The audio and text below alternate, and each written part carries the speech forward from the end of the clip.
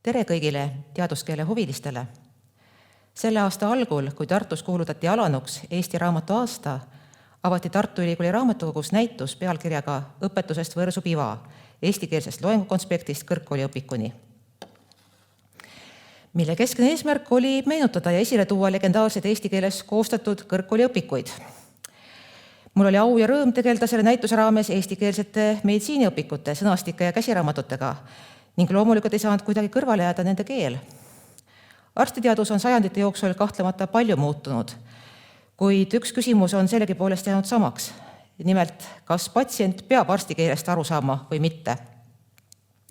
Usun, et vastusest sellele küsimusele sõltub ka õppevahendite keel. Näitus Tartu Ülikooli raamatukogus algas vaatlusega pisut kaugemalt kui algupäraselt eestikeelsetest meditsiiniõpikutest.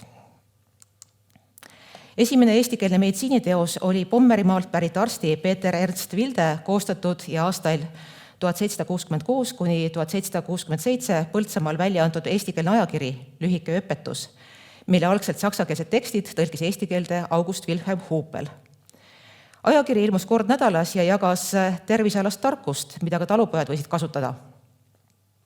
Kokku ilmus seda ajakirja 41 numbrit ning see oli ühtlasi esimene eestikeelne perioodiline väljaanne.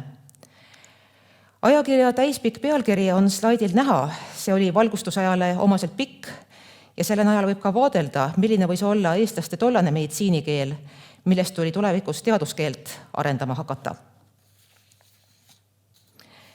Lühikese õpetuse jätkuna ilmus Põltsamaal Vilde ja Hupeli koostöös 1771. aastal ka esimene eestikeelne tervishoiu käsiraamat, arstiraamat nende juhatamiseks, kes tahtvad tõbbed ära arvata ning parandada.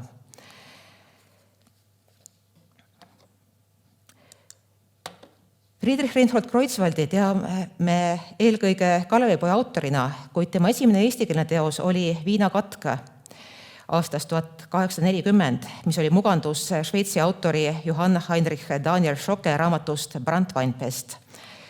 Samuti ilmus Kreutzwaldilt käsiraamatuna 1854. aastal Lühikene õpetus tervise hoidmisest ja 1879. aastal Kodutohter, mis oli tema 44-aastase arstitöö kokkuvõte.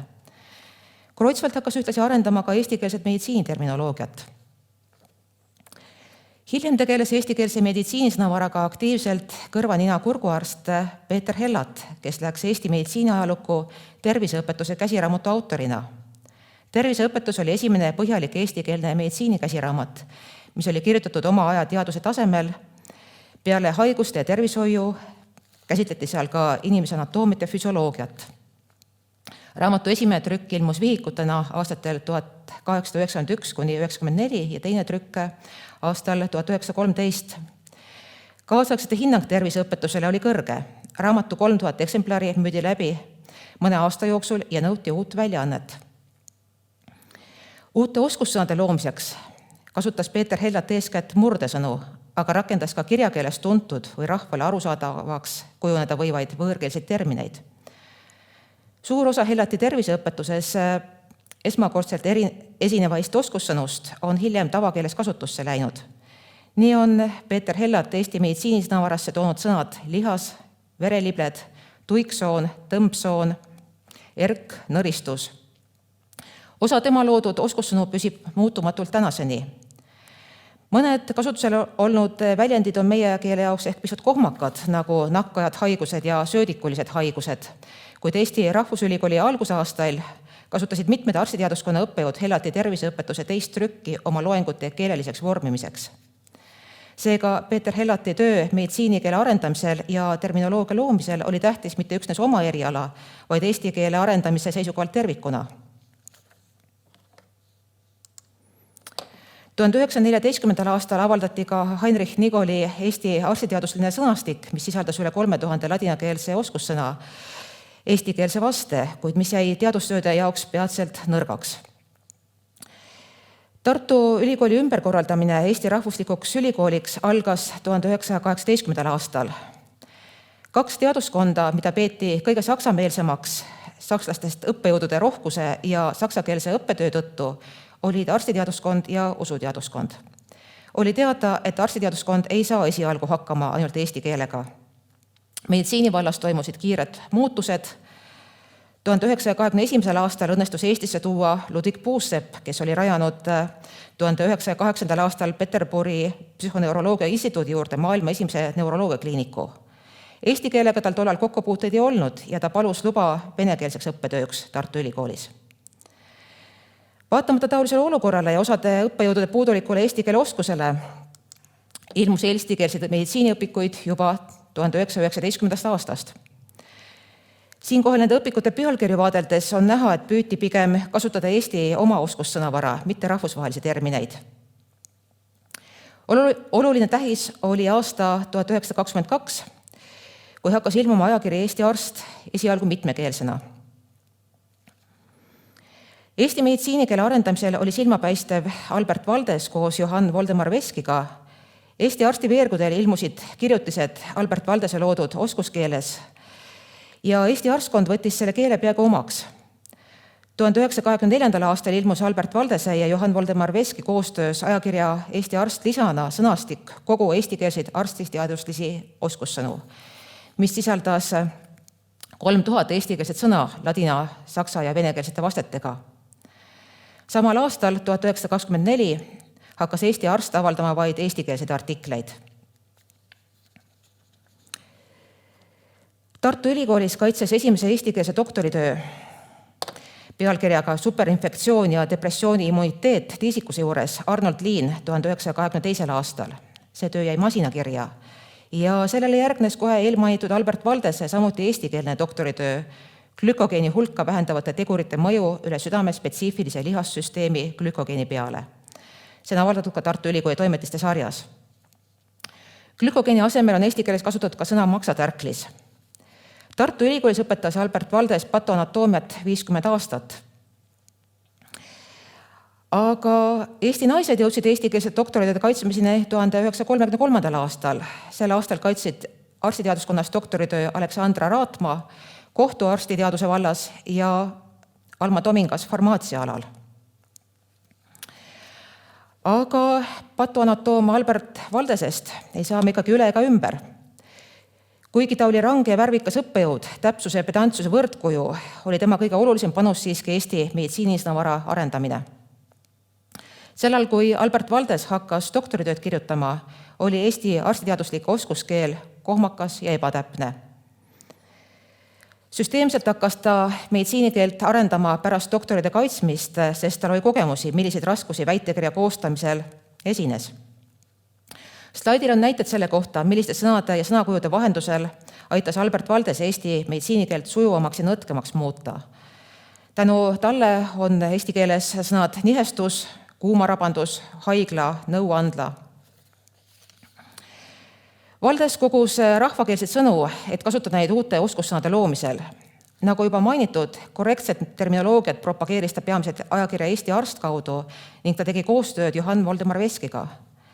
Valdese ja Veski koostöö kestis kuni 1960. aastateni ja päädis kaheköitelise ligi 30 000 märksõna sisaldava ladina-eesti-vene meditsiinisõnaraamatu ilmumisega aastatel 1982 ja 1983. Kumbki autor siis enam elus ei olnud, töö viisid lõpule Albert Valdese tütar, patoloog Tiiu Sillastu ja keeleteadlane Paul Alvre. Kuidas selles sõnaraamatus märksõnad esitatud olid? Sellest saab siin aimu lehekülje number 229 kaudu, kus paikneb ladinakeelne sõna korpus. Siin on näha, et esitatud on ladinakeelse sõna nominatiivorm koos sõnarõhuga, genitiivi muute lõpp, sõna sugu, tegemist on kesksust sõnaga, käänamistüüp on 25, muute lõpud on antud sõnaraamatu algul. Järgmiseks on esitatud kreeka tüvi koos tüve muutusega genitiivis. Eestikeelse vaste puhul on kõigepealt antud võõrsõna korpus, seejärel eesti vasted kere ja keha. Samuti on samad vasted antud vene keeles. Ja edasi on toodud tuntumad meditsiinilised väljendid, kus sõna korpus esineb koos omadussõnaga või teise nimisõnaga. Ka neile on lisatud tõlked eesti ja vene keeles, näiteks korpus adipoosum, adipoosne korpus, adipooskeha ehk rasvkeha. Teise nimisõnaga kasutatavate väljendite hulgas on näiteks juriidiline väljend corpus delicti, asitõend Valdes Veski sõnaraamatus. Tänapäeval öeldakse selle kohta küll pigem kuritöö koosseis. Nõukogude ajal tungis arstiõppes mõistagi intensiivselt peale vene keel. Kasutati ka venekeelseid õppevahendeid. Kuid Eesti Vabariik suutis eesti keele ja meele kinnistada siiski piisavalt tugevana, et need püsisid ka võõravõimu ajal elujõulisena. Tartu Ülikooli arstiteaduskonnas säilis eestikeelne õpe ja suudeti ette valmistada eestikeelseid õppejõude. 1958. aastal hakkas ilmuma eestikeelne teaduslik meditsiiniajakiri Nõukogude Eesti tervishoid, mis järgis Eesti arstitraditsioone ja pööras erilist tähelepanu korrektsele ja täpsele eesti keele kasutusele. Arstide õpe oli nõukogude ajal suuresti konspektipõhine, kuid Tartu Ülikooli Rotaprindi väljaannetena ilmus olulisi eestikeelseid raamatuid. Kirjastuse valgus vanemtoimetaja Inge Rajasaare algatusel asutati raamatusari Scripta Medicorum, mille raames anti välja üle veerand 100 eestikeelse käsiraamatu. Esimesena ilmus 1974. aastal Vallo Salopere teos Gastroenteroloogia. Raamatud olid oma aja heal teaduslikul tasemel. Pealkirjadest on näha, et sel ajal on eelistatud, aga võib-olla oli ka kohustuslik kasutada kreeka või harvem ladina tüvega termineid. Nõukogude-aegne mõju paistab ehk kõige rohkem pealkirjast kommunaalhügieen. Eesti tüvedega sõnu on kasutatud Ain-Elmar Kaasiku ja Rein Suppingu raamatu Pea- ja veresoonte haigused pealkirjas. Siiski võib hüpoteesina küsida, kui nõukogude aega ei oleks olnud, kas siis kasutatakse Eesti meditsiinikeeles Eesti tüvedega sõnu rohkem? Ei oska öelda. Aastal 1989 taastati ajakirja Eesti Arst algne nimi ja iseseisvunud Eestis tekkisid uued võimalused eestikeelsete meditsiiniõpikute ülitamiseks. Aastatel 1993 kuni 2013 tegutses Eestis kirjastus Meditsiina, mille eesmärk oli eestikeelse meditsiinikirjanduse väljaandmine nii tõlgete kui Eesti autorite originaalteostena. Kirjastus töötas edukalt, sest taasiseseisvumise järgselt oli arstkonna seas suur nõudlus eestikeelse meditsiinikirjanduse järele. Siinkohal tuleb ära märkida, et Eesti meditsiinikeel sattus nüüd soome keele mõjusfääri. Eesti keele rikastamiseks pöörduti Soome eeskujude poole. Välja anti meditsiinisõnastik, mille esimene trükk ilmus 1996. aastal ja teine 2004. aastal. Meditsiinisõnastik tõlgiti eesti keelte soome keelest, kuid avaldati Eesti autorite täiendustega. Teised slaidil näha olevad raamatud on samuti vahendatud soome keelest ja seejuures tihti koos terminoloogiaga. Hiljuti küsisin ühelt nakkushaiguste arstilt, kas eesti keeles tõesti öeldakse infektsioonhaigused, nagu on käsiraamatu pealkiri.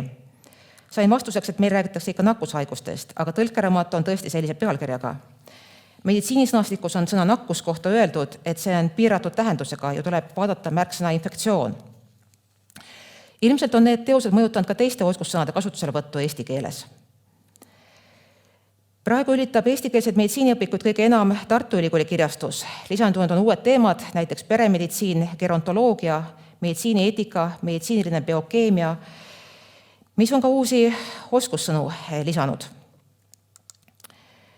Tooksin siinkohal esile Marika Mikkelsaare ja Tõnis Karki õpikut meditsiiniline mikrobioloogia, mille esimese osa esimene trükk ilmus 1998. aastal.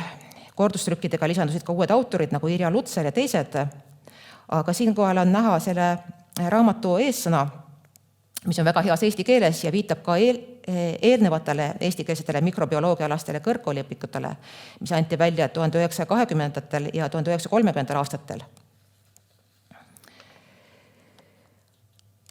Osad uued arstiteaduse harud on Eestisse tulnud otse ingliskeelsest kultuuriruumist ja seetõttu ka koos vastava sõnavaraga.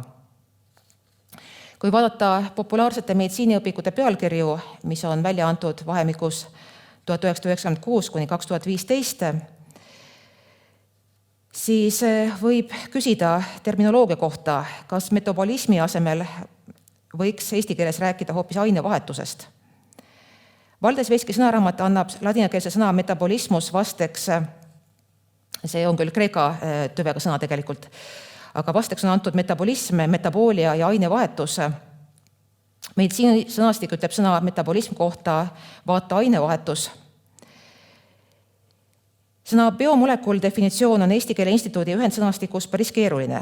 organismi elutegevuse käigus moodustuva ja toimiva orgaanilise aine molekul, mis sisaldab alati süsinikku. Tänapäeval räägitakse palju teaduse populariseerimisest. Võimalik, et see tähendabki, et teaduskeel ja keel, mis laiemat publikut kõnetab, peavad olema teineteisest lahus. Siin slaidil on näha, nagu ka eelmisel oli näha teaduskeele sõnavara, siin on näha sama teema teaduskeeles ja populaarteaduslikus keeles. Vasakul siis teaduskeel ja paremal populaarteaduslik keel, ehk siis tavakeel. Mulle tundub, et kontrast teaduskeele ja tavakeele vahel on siinkohal üllatavalt suureks paisunud.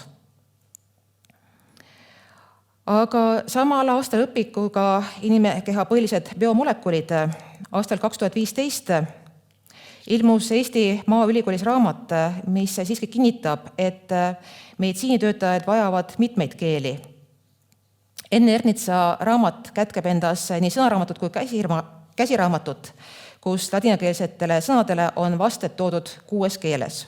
Kuid erinevalt teistest sama valdkonna teostest on siin vaikimise esiplaanil loomaarstiteadus. Sõna manus esimese tähendusena on toodud esijalg, mitte käsi, nagu tavaliselt. Muidugi evolutsiooniliselt esijalg oligi enne kätt. See sõnaraamat ilmus 10 aastat tagasi ja tundub, et see oli võib-olla üks viimaseid eestikeelseid meditsiiniteoseid, kus arvati, et arstid peavad erinevaid keeli valdama. Inimestega seotud meditsiinist kipub see arusaam juba kaduma. Loomad ilmselt keelte vastu ei protesti.